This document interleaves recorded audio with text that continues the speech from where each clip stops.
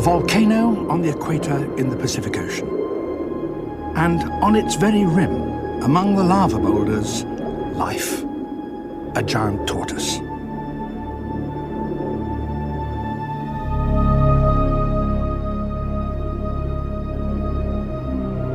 Inside another, in its very throat, an iguana climbs down the walls to lay its eggs on the floor of the crater.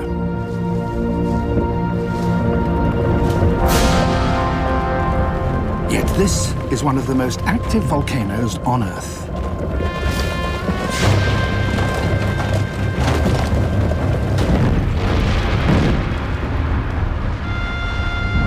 Closer to the coast, molten lava spouts from yet another vent.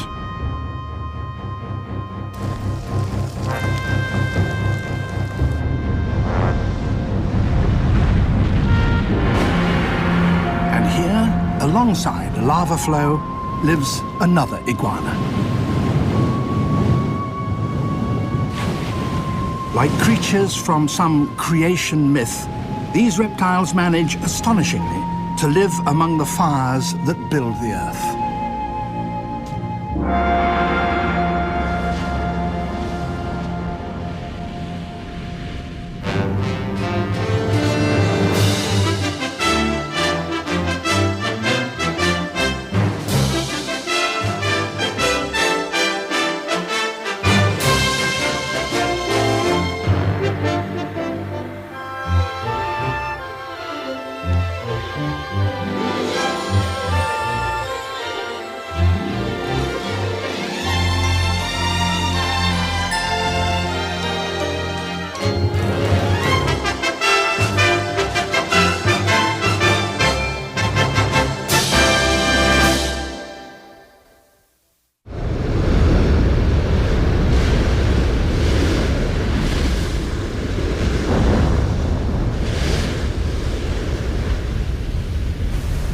The Galapagos Islands are home to the only seagoing lizard in the world, the marine iguana. In spite of the crashing surf, the iguanas manage to graze on lush growths of marine algae that flourish around the coasts. After an hour or so in the sea, these lizards have to come to land to warm up again in the sun.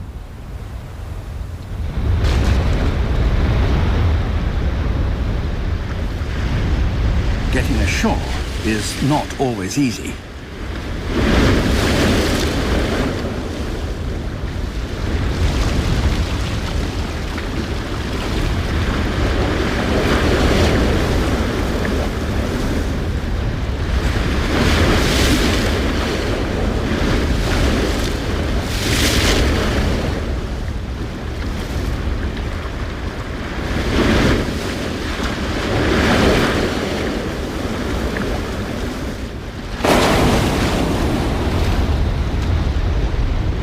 This is the coast of Fernandina, the most westerly and the newest of the Galapagos Islands, and home to the biggest concentration of marine iguanas.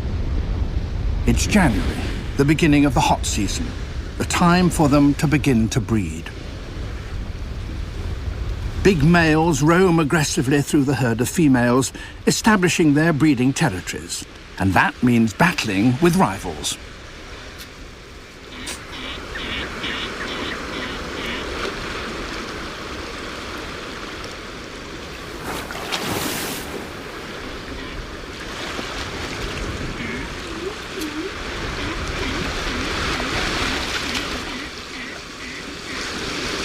Shaking the head is a challenge, and one that has to be met.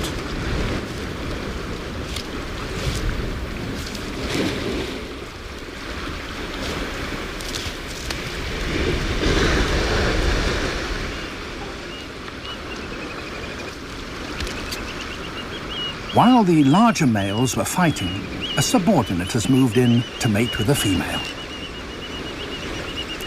The big male regularly surveys his territory, and he's spotted the trespasser.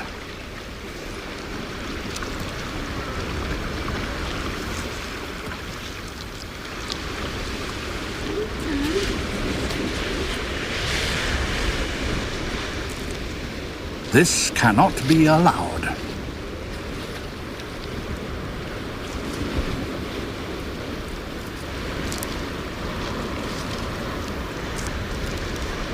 He drags the female away and carries her off to the center of his domain.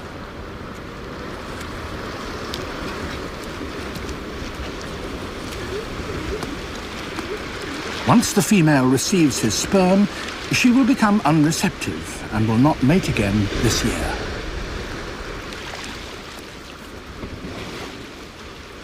The intruder will have to try again elsewhere. The iguanas congregate in herds around the coastal areas where there's easy access to the sea and the riches it contains.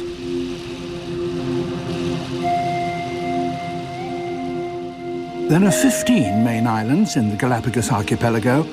In contrast to the sea around them, they are largely barren and dominated by craters and lava fields.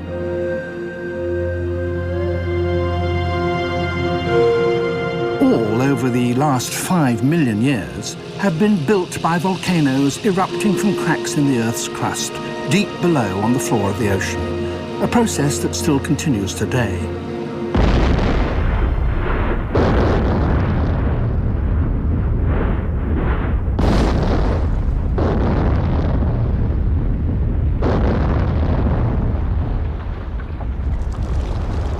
Rivers of molten rock pour down the volcano's flanks, lighting the equatorial night with their glow. Nothing can stand in their path as they flow inexorably downhill into the sea.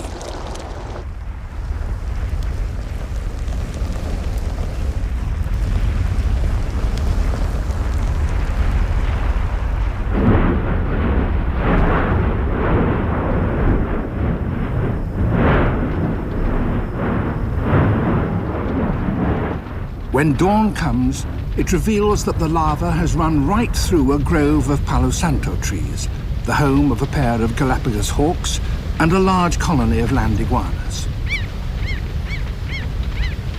Some of the survivors are making their escape across the cooling fringes of the lava, but at the cost of scorching their feet.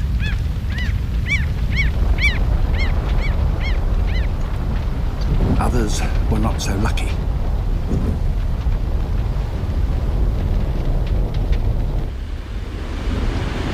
On the coast, the lava created more havoc among the wildlife.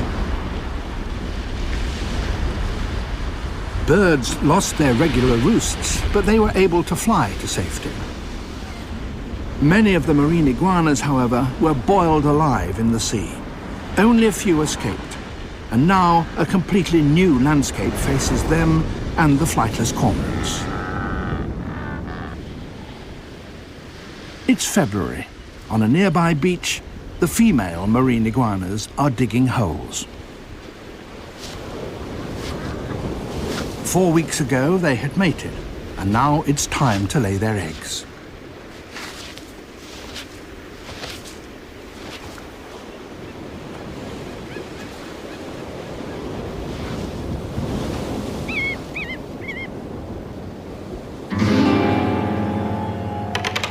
Hawks have appeared in the mangroves beside the beach. The arrival of the hawks has not gone unnoticed. Out on the beach, the females are exposed and exhausted from digging. It's time for them to leave.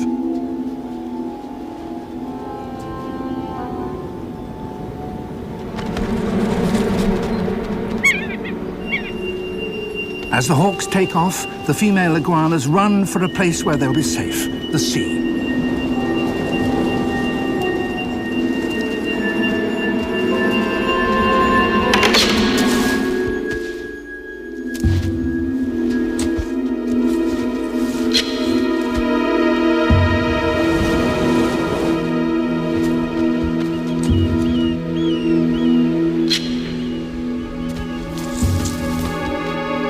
The hawk may have tackled too heavy a victim.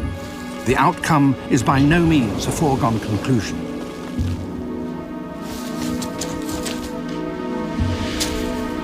The female will still have a chance if only she can get to the water.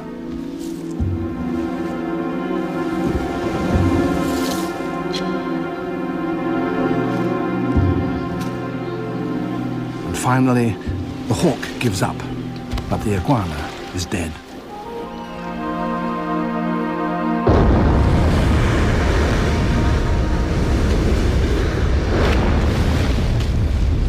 males, being bigger, are usually safe from attack and have been basking in the sun before going into the water.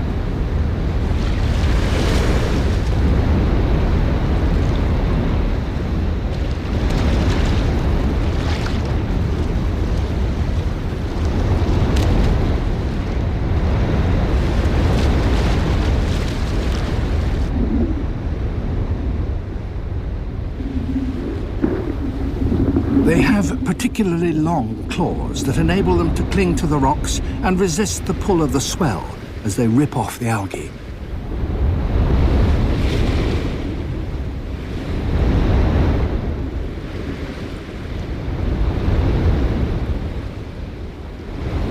Although these are air-breathing animals, they regularly remain underwater for 10 minutes at a time.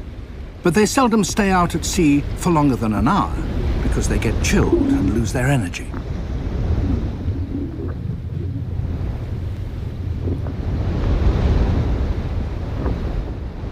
Little wrasse swim alongside them, gathering the small creatures disturbed as the algae is pulled up.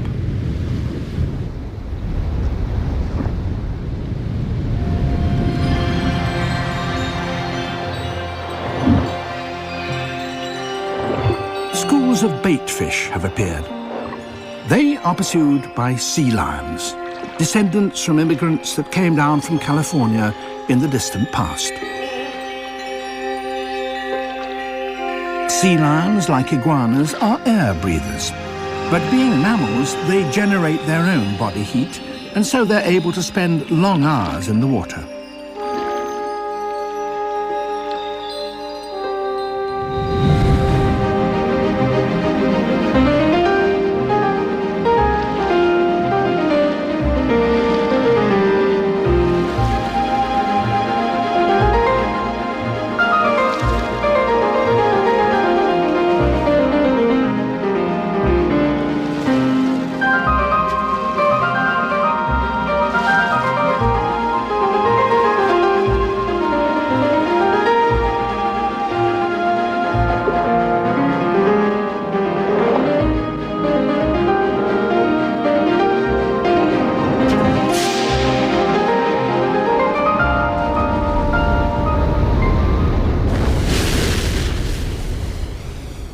March, and warmer waters flow down from the north, raising the temperature of the sea. Evaporation from the ocean surface increases, and clouds build up above the islands.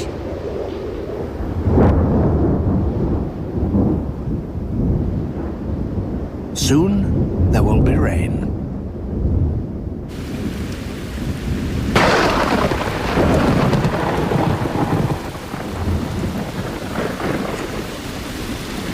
All the inhabitants of the Galapagos seem to appreciate the refreshment that it brings.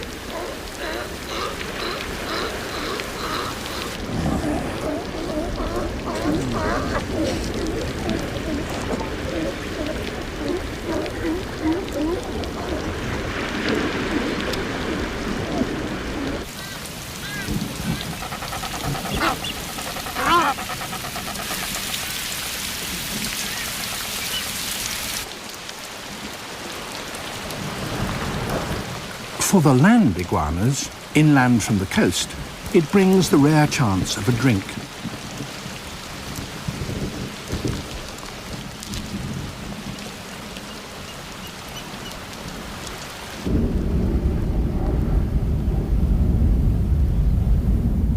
Isabella, the largest of the islands, has had rain for several weeks, and pools have formed on the floor of its central volcano, Alcedo. The giant tortoises take in gallons and store it in their bladders as a reserve for the droughts ahead. The hawks are beginning their courtship flights.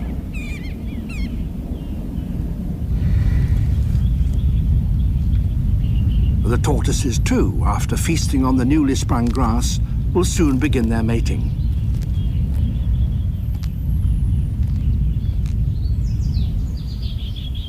The males are all somewhat bigger than their mates, but this one has picked a particularly diminutive partner.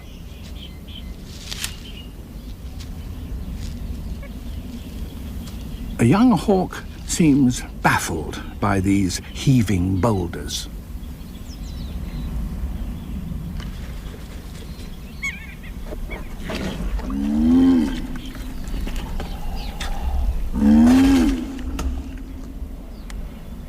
It's a tricky and apparently exhausting business, and the groans of the males carry for miles, echoing around the crater.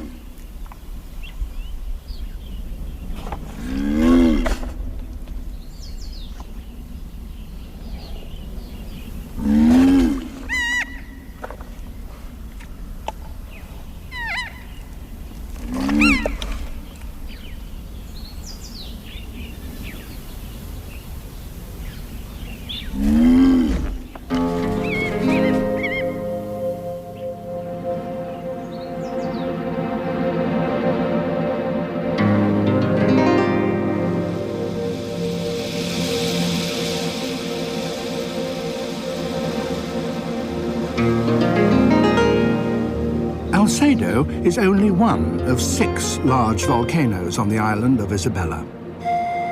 Each has its own population of tortoises that, being separated by barren fields of lava, have, in isolation, evolved their own individual characters. Fernandina, west of Isabella, once had tortoises too, but none survive there today. It is, however, a stronghold of the marine iguanas, and the eggs they laid on the beach, warmed by the sun, are now hatching.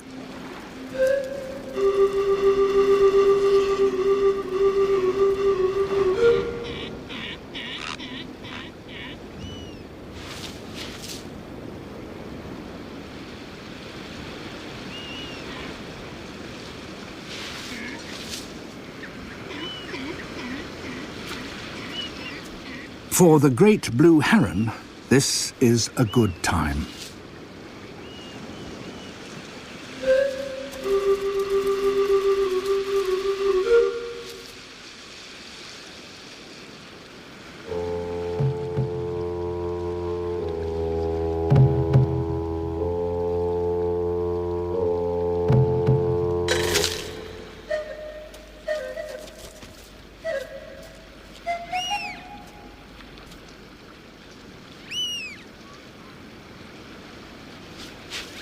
For the hatchlings, there is 100 meters of open sand to cross before they reach the safety of the water.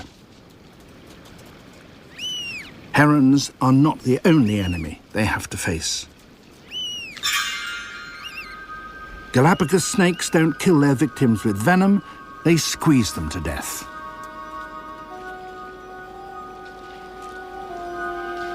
But first, they have to catch them.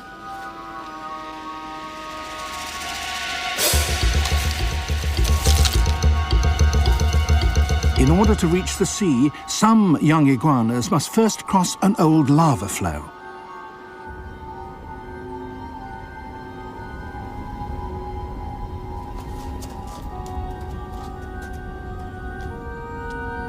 The snakes know this, and several of them are there, waiting in ambush.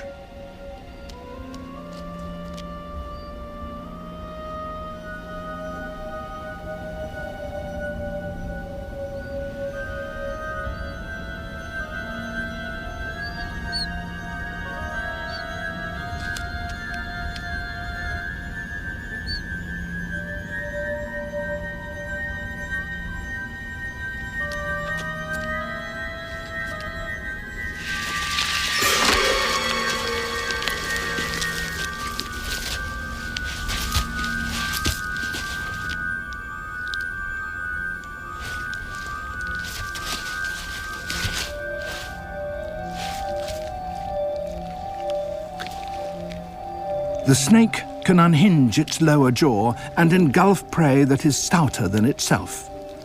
Death comes to the young iguana from suffocation.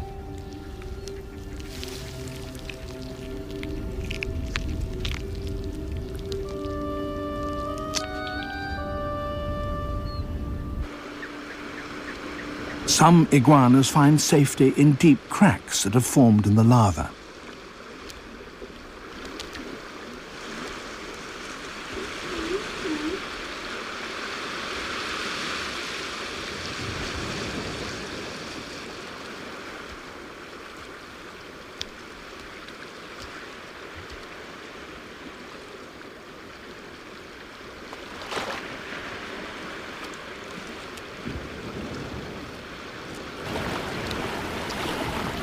That crack was just not narrow enough.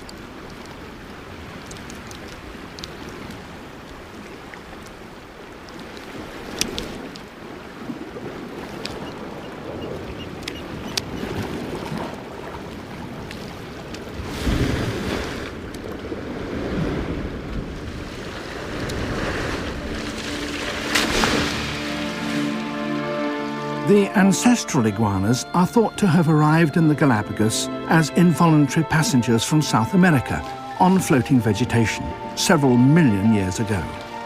And while one branch of their descendants stayed beside the sea, another took to the hills.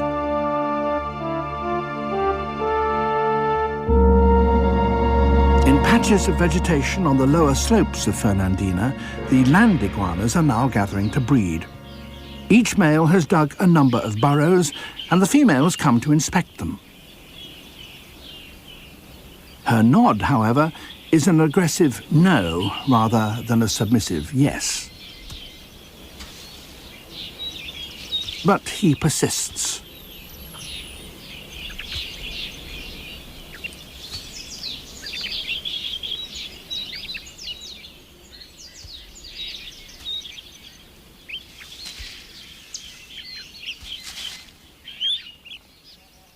Now she seems almost indifferent to him.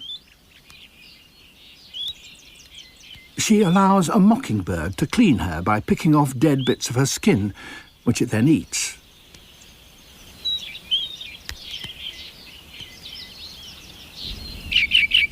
She makes a meal from one of the plants growing on the male's land.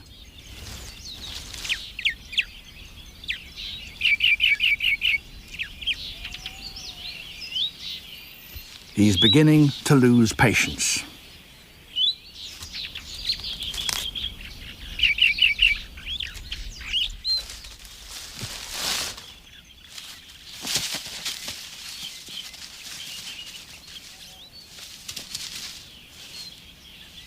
This is not the place to mate. It's better to take her to the center of his territory, where he is least likely to be interrupted.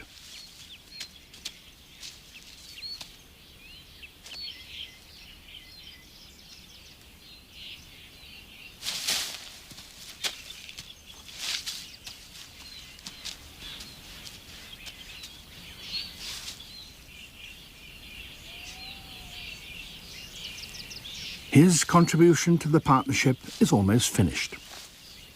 When they separate, he'll stay here and wait for another female to turn up. But her labours are only just beginning. For now she sets off on a quite extraordinary journey. She starts to ascend the flanks of Fernandina, going up towards the crater. She'll have to climb up to 1,500 meters above sea level, and the journey to the top will take her 10 days or more.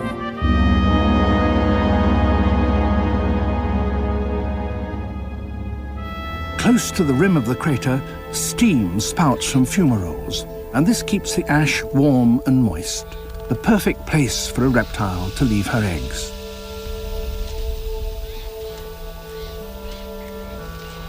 She follows a well-worn path up to the nesting ground. Hundreds have already been this way in the last week or so.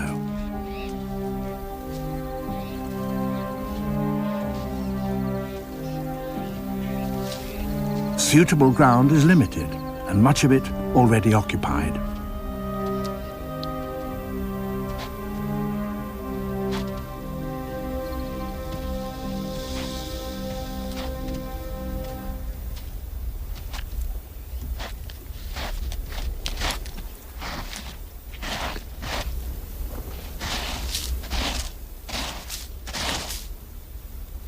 She spots an area that seems vacant.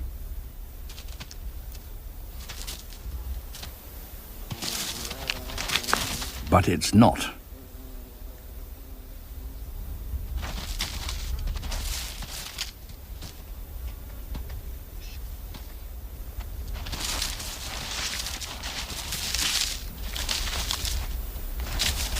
There seems to be no room for her here.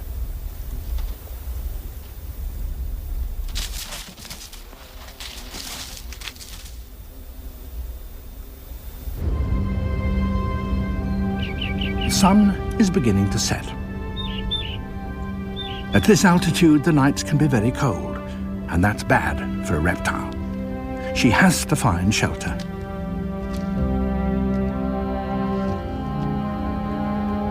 A small cave, just the place.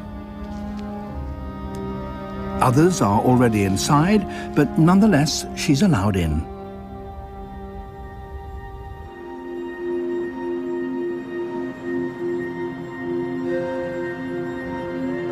The temperature begins to fall dangerously. But steam, percolating from below, keeps the dormitory snugly warm.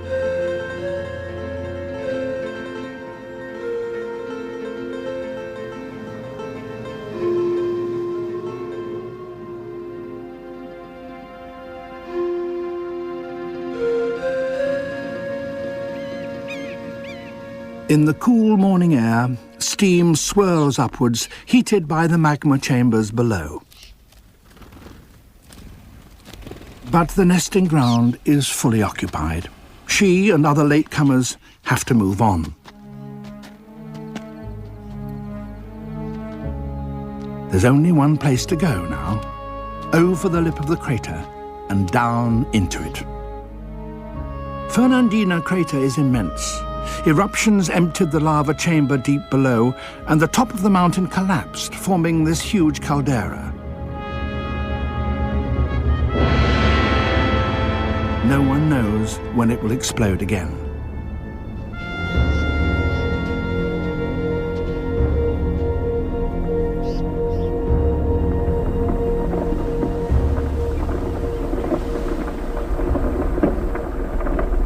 The walls of the crater have not yet stabilized after the last eruption and are continually collapsing.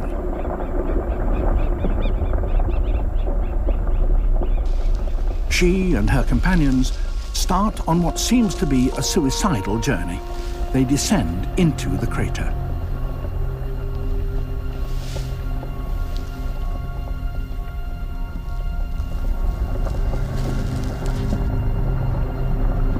The crater floor is almost a kilometer below.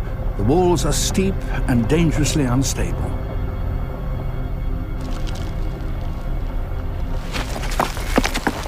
The slightest disturbance can send tons of rocks hurtling downwards, and each year the iguanas have to find new paths down.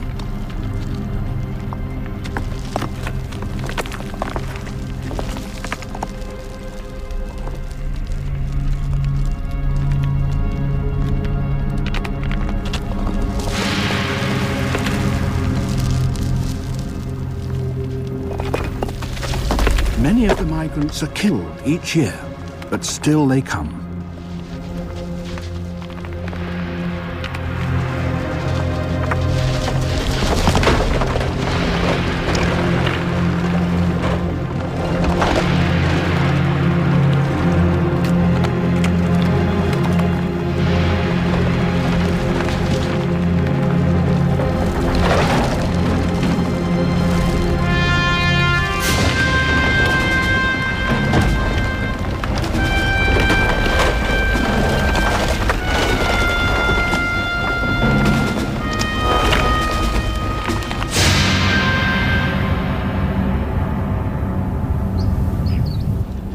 At last, they reach the crater floor.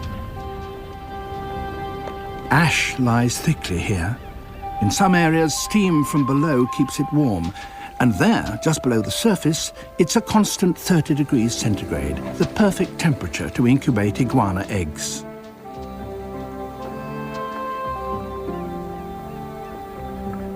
There is more room down here, but any attempt to dig in a place that might disturb the eggs that have already been buried there will lead to violence.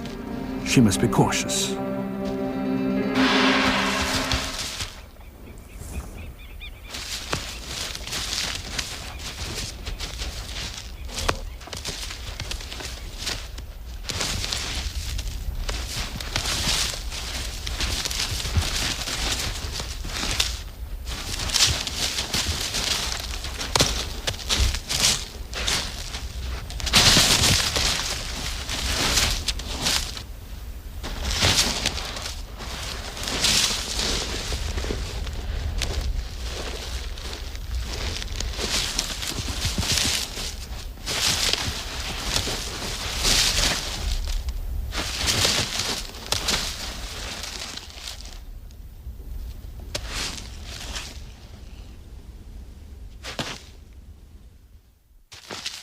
place of her own at last.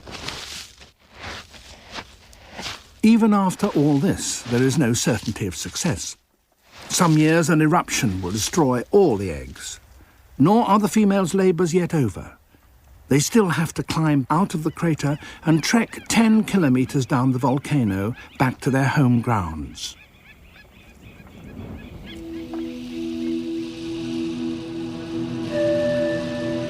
July brings relief from the hot season. Trade winds from the southeast drive cool air up the sides of the volcano, and the moisture they carry condenses into low-lying fog. This is the Garua. For the next 6 months, these mists will be the only source of moisture on the islands. 25 kilometres to the east of Fernandina lies the Alcedo volcano.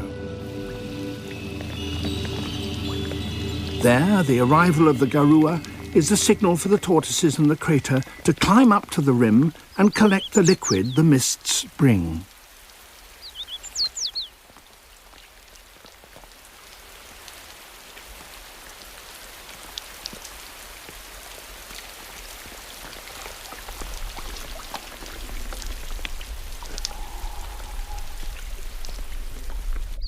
There are several kinds of birds up here. A finch collects ticks from the tortoises, just as mockingbirds pick skin from the iguanas. And the tortoises invite them to do so by adopting a special posture, so that the birds can reach every possible part of their skin.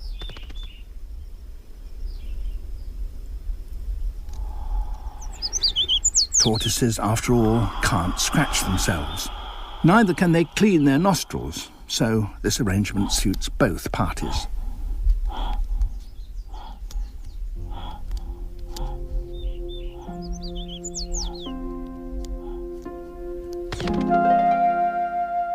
In the western part of the archipelago, the Garua sweeps around the slopes of Fernandina and over the lava fields, blocking out the sun for several hours each morning.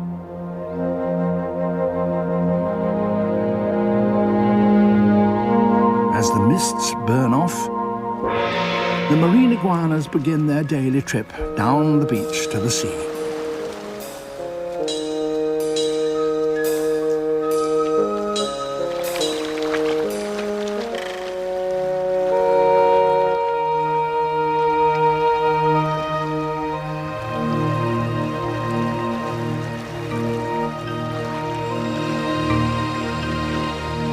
At this time of the year, cool currents sweep in from the coast of South America, 1,000 kilometres away to the east, and cold, rich waters from the central Pacific often well up from the depths, producing lush growths of marine algae.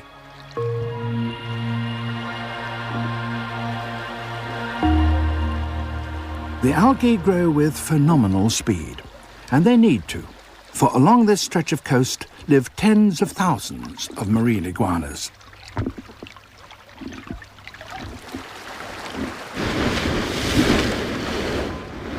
The hatchlings are now 3 months old, and they feed on the algae exposed on the rocks at low tide.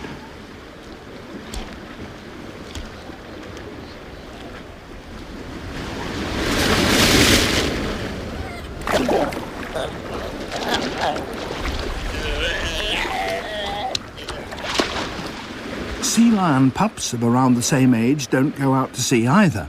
They stay in the shallows, playing boisterously with one another. And not only with one another. For them, an iguana seems to be yet another toy.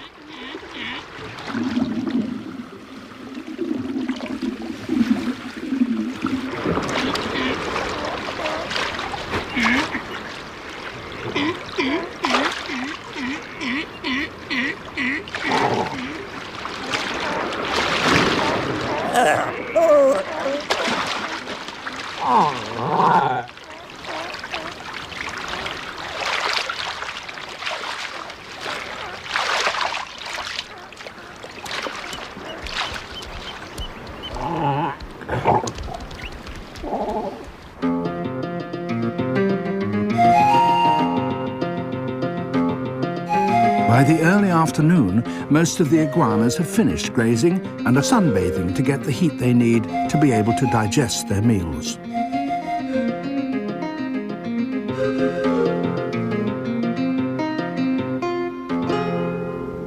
Some of the hatchlings stay together on their own patch of the beach, but others mingle with the adults. And that is the safer place to be. The hawk won't tackle a full-grown male iguana. It's too big and powerful. A young hatchling, however, is a different matter.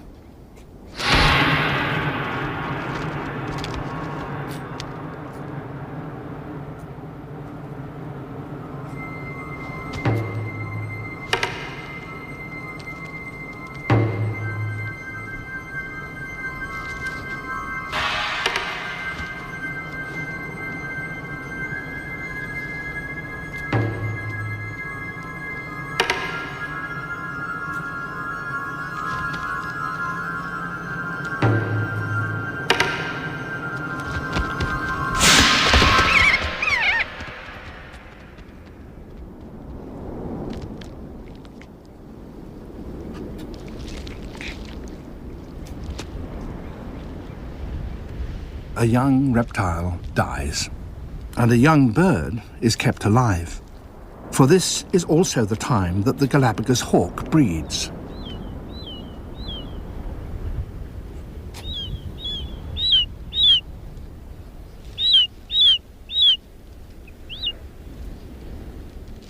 There are 2 chicks in the nest. The bigger one is always fed first. Only when it is satisfied will the smaller one get any food. But this year has been a good one for the iguanas, so there's plenty of food for both chicks.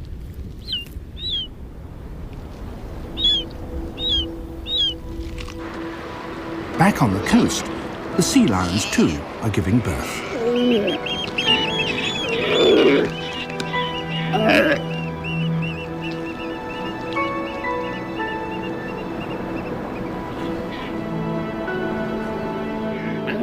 The mother tears away the birth membranes so that her baby can get its first breath of air.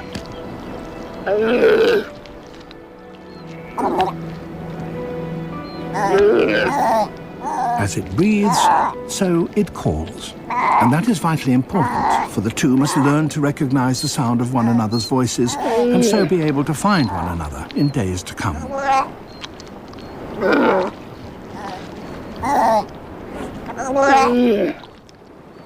The sea lion's afterbirth is high-grade protein, and both crabs and iguanas are quick to claim it.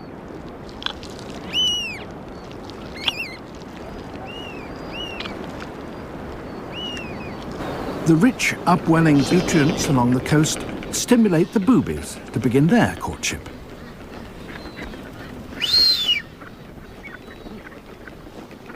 A blue-footed booby needs to show its mate that it has blue feet and is not any other kind of booby.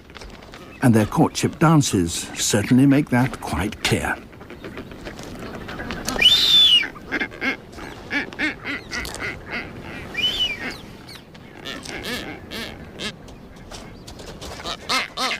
In some areas, the boobies are breeding where the marine iguanas traditionally spend the night, and the reptiles have to run a gauntlet of beaks to get to their dormitories.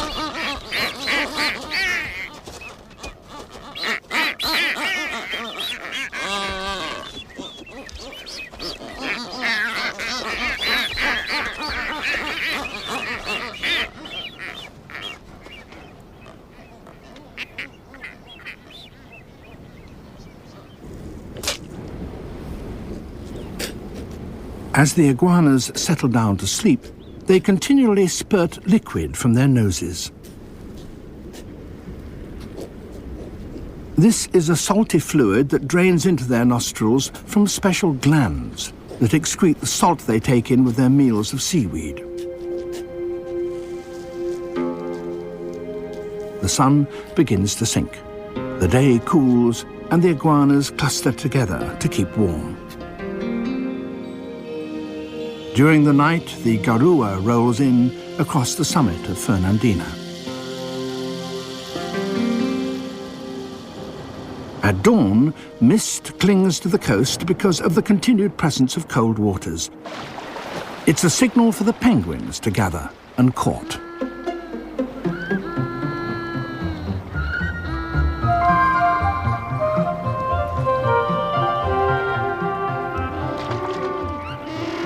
Like the bluefoots, penguins only breed when food is plentiful.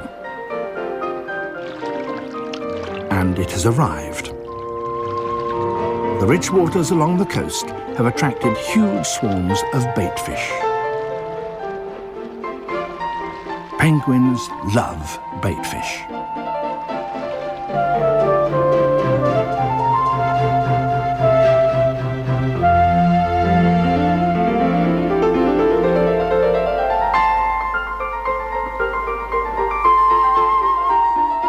One of their tactics is to drive a shoal into shallow water where there's less room for the fish to maneuver.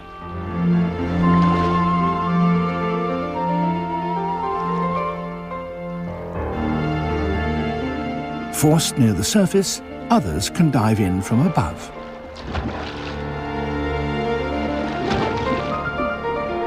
Pelicans.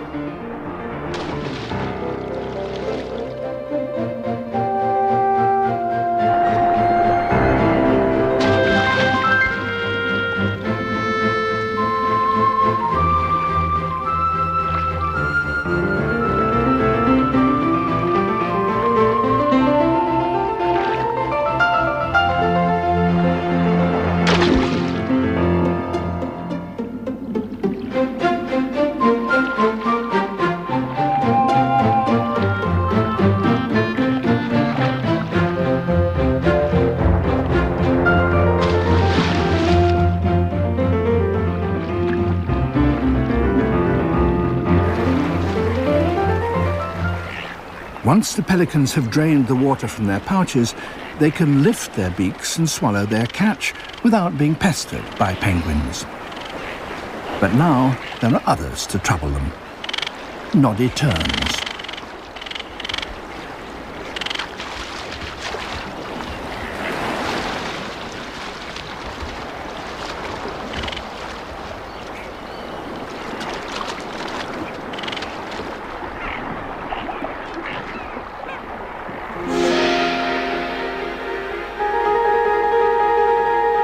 The bluefoots can fish much farther out to sea. They often detect the presence of a shoal near the surface by the activities of dolphins, who are searching for the same thing.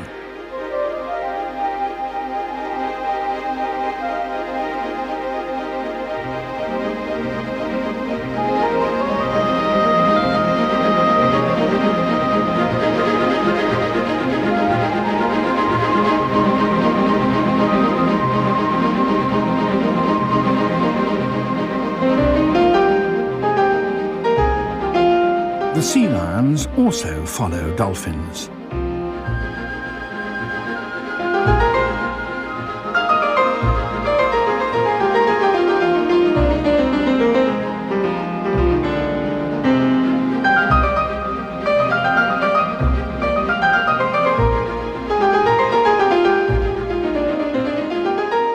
And when at last the prize is discovered, there's a frenzy of feeding.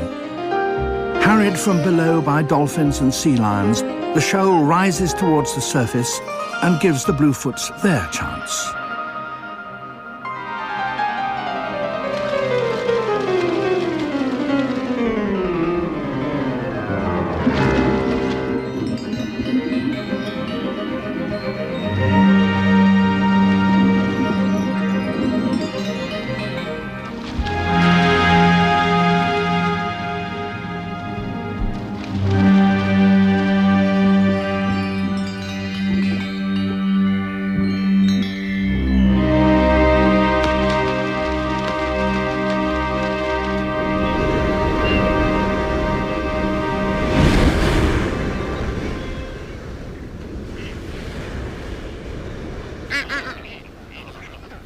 Back on the cliffs, the young bluefoots are exercising the wings they've not yet used and playing with the marine iguanas.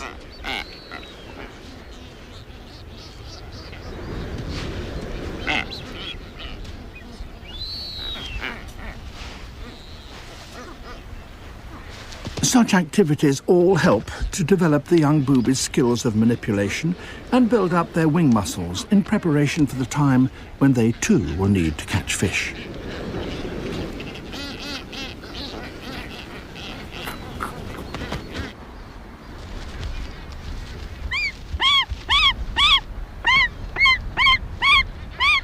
The hawk chicks, well nourished on their diet of young iguanas, are now 2 months old and almost ready to fly, eager doubtless to go and find food for themselves.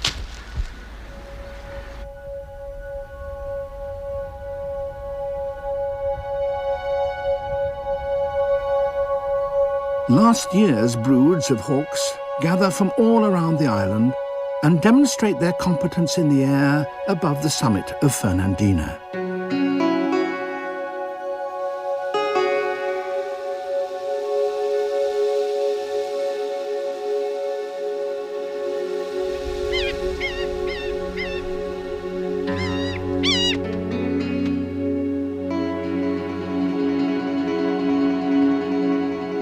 They're keeping a sharp eye on the floor of the crater below, for their biggest feast of the year is about to begin.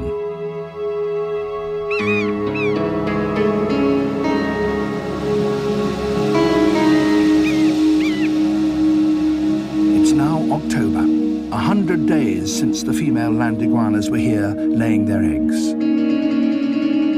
Those should now be on the verge of hatching.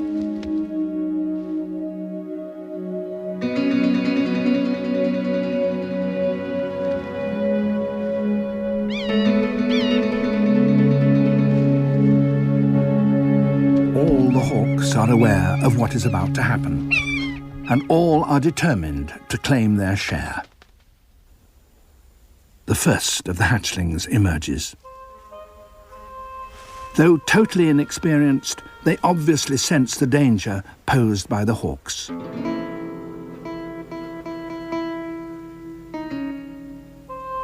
The eggs in each clutch hatch almost simultaneously, and the youngsters will stand a better chance if they all run for cover together.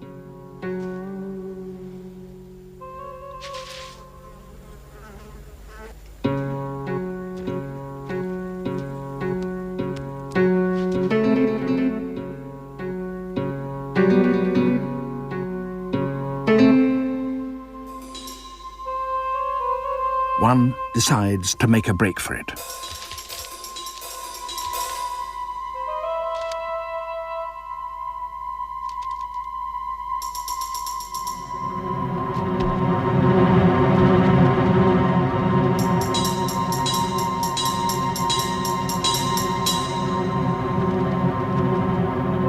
The others see that the attention of the hawks has been diverted.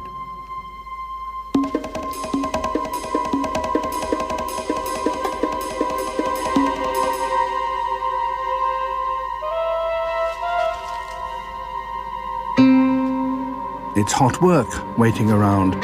The ash is now 50 degrees centigrade.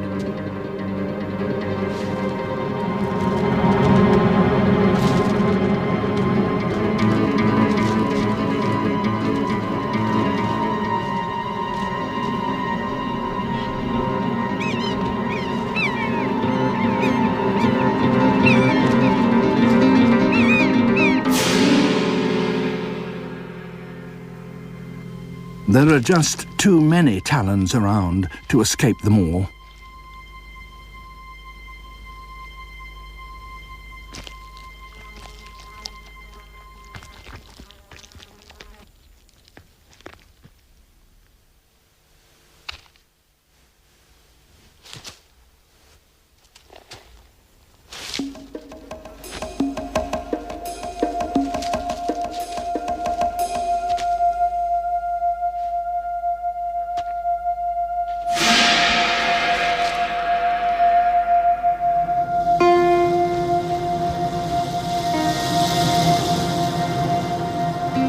Once they reach the crater wall, there is more cover, but the hawks can still outwit them.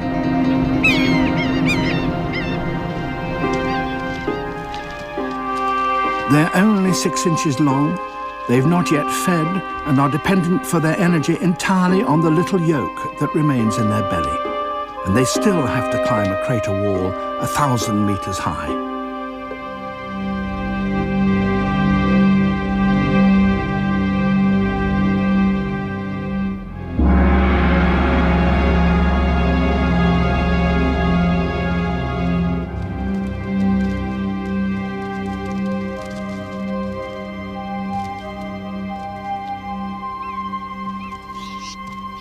The rim of the crater at last.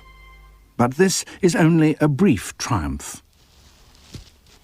Neither the journey nor its dangers are over yet. A short distance below is the steaming fumarole and nesting area which their mothers passed 3 months earlier on their way into the caldera.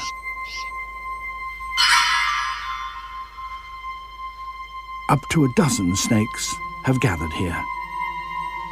Some slither into the burrows where the females had laid their eggs, listening for the vibrations made by hatching iguanas as they dig their way up to the surface.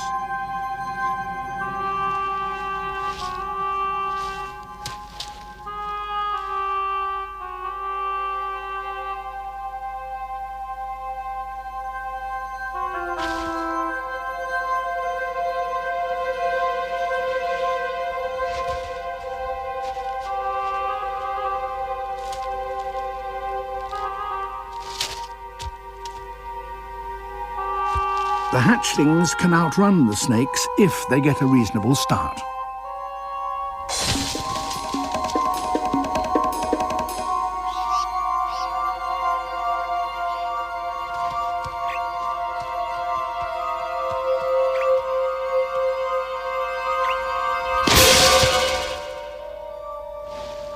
But the snakes are everywhere.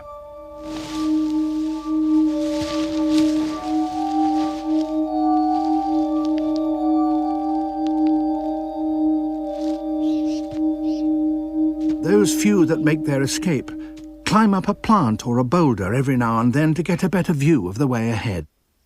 There is a long way to go yet.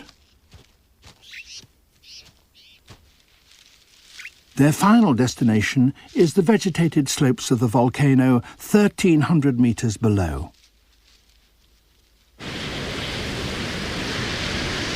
Down on the coast, their cousins, the young marine iguanas, are now 6 months old and increasingly confident as they graze among the waves.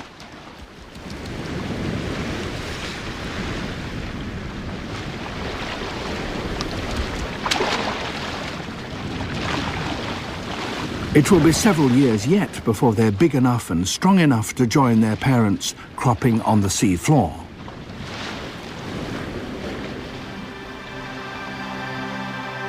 The reptiles of the Galapagos live in an isolated world.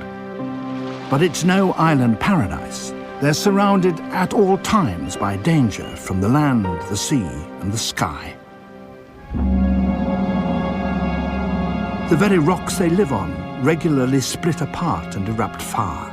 But it's these very perils and privations that have changed and refined these species to such a degree that today there are no other creatures anywhere else in the world like the dragons of the Galapagos.